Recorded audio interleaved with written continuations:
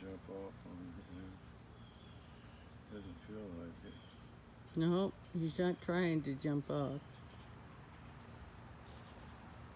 I'd keep walking if I were you over towards like the hibiscus bushes.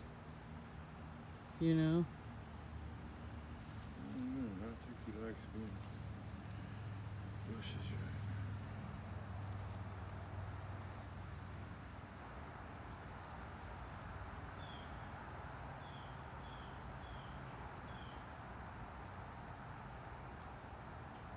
It's the weirdest damn thing.